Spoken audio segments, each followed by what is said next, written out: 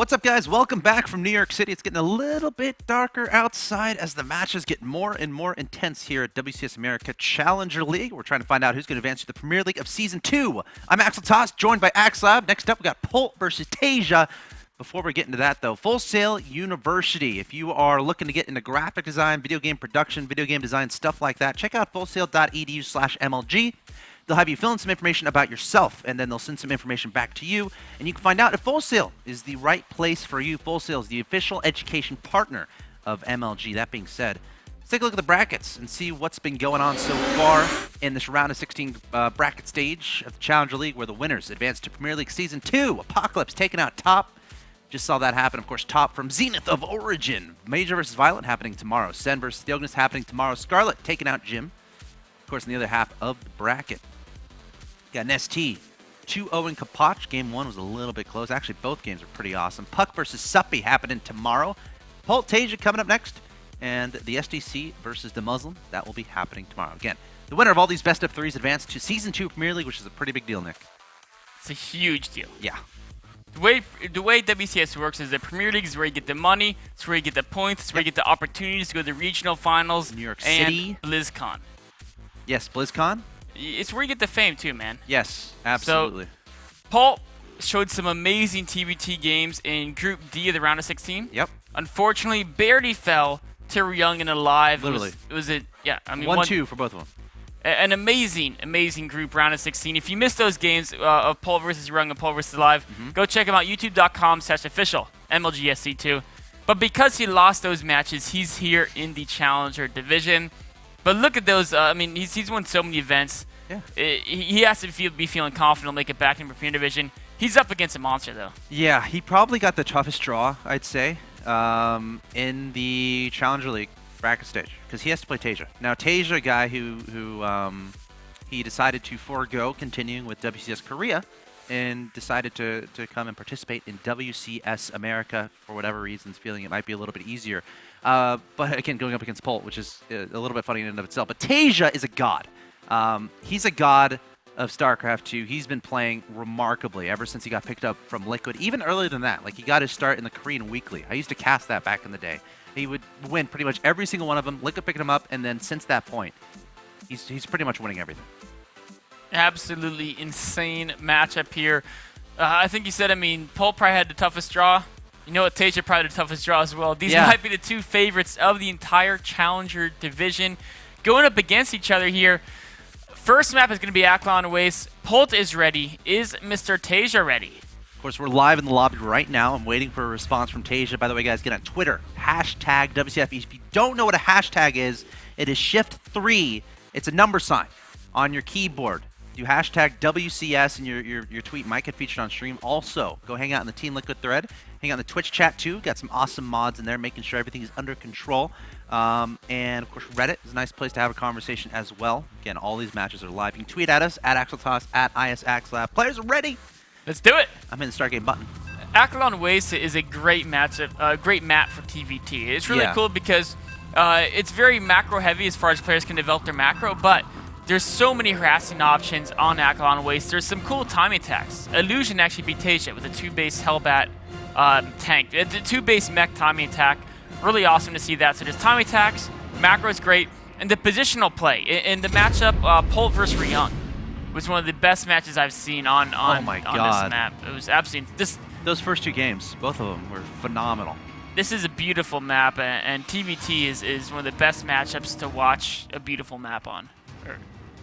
I think I said that right. I think that you know I know what you're trying to say, and I feel like our viewers do too. So that's perfectly fine. But here we are in game number 1 on Aklon Waste in the top left-hand location. Currently living in Texas and attending the University of Texas, representing CM Storm. He is Polt. With the classic Terran icon. His opponent in the bottom right-hand location, the blue Terran player. One of the first Korean players to join a non-Korean team in Team Liquid. Deciding to forego WCS Korea to participate in WCS America. I don't think he thought he'd face his opponent here, but We'll see if he can make it to Premier League. He is Taeja. The Wolverine icon. Is that what that is? I don't know what it actually is. I think it's a bear claw. I think there was an orc tribe in Warcraft that had that icon as well. Ah. Although I don't think there is any relationship between the two. So it could be many things. Yep.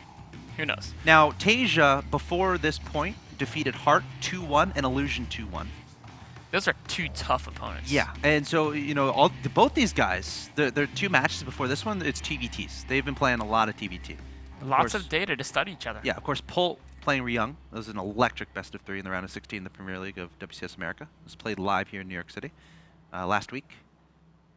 And, of course, losing to a live 1-2. And CV being very confused by that ramp. The red one was stronger. Do you see that? Oh, is that what happened? The red one pushed the blue one off the ramp. He has gravity to help him out, man. This is true. This is kind of funny because if they both mineral walk, of course, they go through each other. Yes. But if they both just right-click, they kind of bump into each other, and one of them has to give the ground.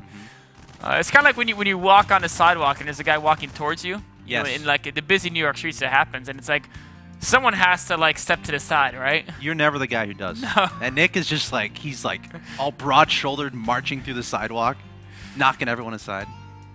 That's a good way. That's a good. I think that's definitely not a bad thing. It's bad when there's two people like that. Yeah, and if there's like a big guy. Oh yeah, no, I give ground to the big guys. Oh, you do? Yeah, Okay. I don't want to instigate anything with the big guy. Sounds like fun. We're gonna actually do that. I'm gonna take a camera out there and we're gonna see what happens. We're seeing a cool move by Taeja, or by Polt, excuse me, adding a second barracks, going for a very heavy Reaper play. Interesting. Oh, that's actually. We always talk about how big it is to lose a Reaper, and it's. What's the best way to explain that? Like, it's one of the hardest things to do. It's just it's so important. So, it's even more important though in this case. Normally, when you lose the Reaper, you lose your scouting ability, you lose map control. But when you're doing what Polt's doing, where you're investing so much into getting damage done, the difference between having 4 Reapers and 3, the 4 Reapers is something like 3 times stronger than 3 because you'll have enough to beat the Marines. And then you beat the Marines and you beat the SCVs if they only have 4 Marines. But it's so huge not having them out. But 3 Marines are crossing the map, which... They're dead Marines. They're very bold. They might be to slow the expansion down. But also it might mean a counterattack. Does Taeja not know? Does Polt not know about this? He does. He does now. Okay, so he didn't before though. He has to send the Reapers home. And that's going to delay his attack, so these Marines, I think their sacrifice is worth it. I assume they're not going to do anything more, but they've killed an SCV. I don't know if I would have pulled those 3 Reapers back. I mean, but then it would have been so long to get the command center up. That's true. Well, it's interesting. Because if you think about it, I mean, Taeja only had 2 Marines in his main there. 3 Reapers, if they hopped in there. Yeah, they could have got him in. The reactor was being made. There's no additional Marines coming out. It's a hard call to make, because again, Polt doesn't necessarily know that, right? So it's like... Yeah, it was a gut call. Yeah. Because if he headed up the ramp and there was a Widowmine already done, or there was the Hellings already out, sure, it would have been bad. But in this case, you're right, it would have been amazing. Either way, both players are going to continue to macro up. Polt getting a 3rd command center. Very macro focused, while Taeja is going for the Starport and Hellbats. Which means we're going to have some Hellbat drops. Which have kind of been the story of TVTs that we've seen lately. One in, The Muslim, every series, there's one Hellbat game, it seemed like. Yeah. Each series, there's one Hellbat game, and the other games are more standard. Well, I don't know if it's even unstandard to say Hellbat game, but there's been one Hellbat game, and their other maps have been non-Hellbat games.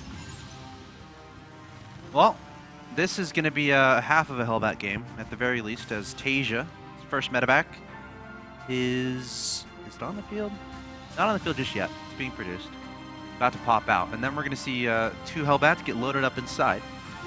And it's always the you know, how do you beat this? Well, you got to kill the medevac. That's probably going to be one of your priorities. You don't want to lose any SCVs, so you got to run those away pretty fast. We've seen some players put bunkers in the middle line, put turrets on the side, get a Viking out really fast, but you got to see it coming. And I don't think Polt has any idea right now. He doesn't. He does have units positioned pretty well. He's got the 4 Hellings in a natural. That won't really stop them, but it can annoy him and buy him time to pull SCVs. And then in the main, he has all those Marines, so those can keep the medevac at bay. How fast can he pull the SCVs? Gonna find out. Here comes the medevac. Going Igniting those straight for Afterburners. Hellions. Oh, he's just gonna land on top of the Hellions, trying to kill those guys. The Hellions taking some shots, but taking a lot of damage in between all of them. There are some Marines in the main there. Yeah, I don't think he can do anything else with this. Yeah, I guess, you know, the Marines are waiting for the medevac to come to them. Yeah. They don't want to exercise. They're on guard duty. Yeah, they want to stay close to that command center because at any point, Taeja can ignite those Afterburners and head straight for the SV line. Now that is going to be a challenge. We just saw two more medevacs zoom across the map. They have 4 Hellbats inside, so we're going to have 3 medevacs. 2 plus 2 plus 2 is 6 Hellbats. He's up in ante. This is... And right now, Polt's playing a lot of add-ons. 2 engineering base, too. Oh, no. This could be... Oh, he does have a Widow Mine, though. Oh. And he has 1 Viking and 1 of his own medevacs. See where they go in. The medevacs just out of range of that Widow Mine, and these Hellions are all going to get toasted away in a matter of seconds. SCV's running for their lives. Widow Mine taking a shot, getting a lot of damage done to one of the medevacs, but still so much stuff alive here. That medevac is so low in health. 1 Hellbat staying behind. Oh, no. Barely picked up. He's got to be careful with those medevacs, because if he runs in again, 1 more Widow Mine shot could take out 2 of the medevacs. With the Viking. Yeah. Only 6 workers killed there, by the way. He got all the Hellions, though. Yes, that's and he lost nothing. Huge. So units lost is 15-3, 1159 to 150 in favor of Polt, or excuse me, in favor of Taeja, and that's 10 to 1 ratio. Yeah, it's pretty hard to beat a 10 to 1 ratio, and actually that's 10.24. Yes. Very, very cost efficient. Yes. From Taeja. And look at all those Hellbats. This is going to be very scary for I think what does Taeja, Polt need to do? He needs to find a counter to the Hellbats. I think, Illusion destroyed Taeja on this map using mass Hellbats, and Taeja's like, that sounded like a good idea. Yeah. Well, what does Polt need to do? So once Tell he me gets... exactly what Polt does to hold this... He needs to survive until Stim Pack. Okay, the best way to do that is to missile turrets, Widow Mines to keep the medevacs at bay, and then you can kite backwards against the Hellbats. So that's the key, is having the missile turrets and Widow Mines, and he actually is setting it up. Both the main and natural have a missile turret and a Widow Mine. He needs time to develop his Bioarmy. Bioarmy takes a while to develop. Yeah. Hellbats are amazing the instant they pop out of the factory. Marines and Marauders need to get Stim Pack, medevac support, combat shield, and preferably upgrades as well. SCV. Oh, spots 3 of these. Not a fun time to be that SCV. Didn't he have 4? This better be good. Oh, I guess it's saying. Yeah, I thought he had 4. Maybe I missed out. I thought he added an additional one later. I like that there's I think there's a Viking there, yeah, outside the natural of Polt, patrolling around, looking for those medevacs. Polt's moving to 3 bases, and this is where it gets a little tricky. Because he still doesn't quite yet have Stim Pack. There's 4 medevacs, 1 going to the top right, the other 3 looks like they want to head to the natural. Remember, a Viking is there, Widow Mine, and a turret, as we said before. Only 1 turret there at the 3rd base, so the Hellbats can still be dropped and still do damage to those SCVs. Polt has to be very careful here not to take too much damage. Oh, trying to multi-prong attack. 1 medevac here at the 3rd, trying to draw the attention while the 3 are waiting for an opening to move into the natural. So Viking not see that? I guess not. He doesn't see it. And just the drop's deflected at the 3rd, but no, not going to commit to the natural either. Just being very conservative with this drop play. Meanwhile, Stim did finish up. But Taeja is like getting a pretty severe supply advantage here. 167 to 127, and again, this is this kind of adding up process from the beginning, and the fact that he's got his 3rd up a little bit earlier, and he's had more workers this entire game, and his factory production is starting to ramp up. I think Reapers wanted nothing to do with the Hellbats. Get me out of here. I mean, this is similar to mini games where it's Bio versus Mech. It's actually counterintuitive, but Mech often gets a supply advantage in the early mid game because there's no siege mode research. They're not having to research Blue Flame.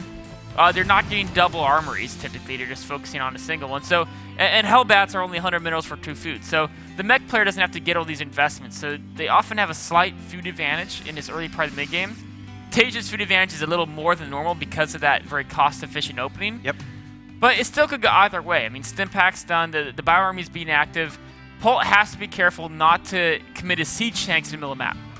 He has to stay mobile. If he tries to push out pre-max and he gets himself locked into a position where he can't retreat from by having siege tanks in his composition out on the map, all of a sudden Taeja can say, hey, you're right there. You can't move. I'll send my Hellbats there and they're going to kill you. So Taeja, or excuse me, Polt staying defensive, but with a mobile force on the map to try to see what's going on.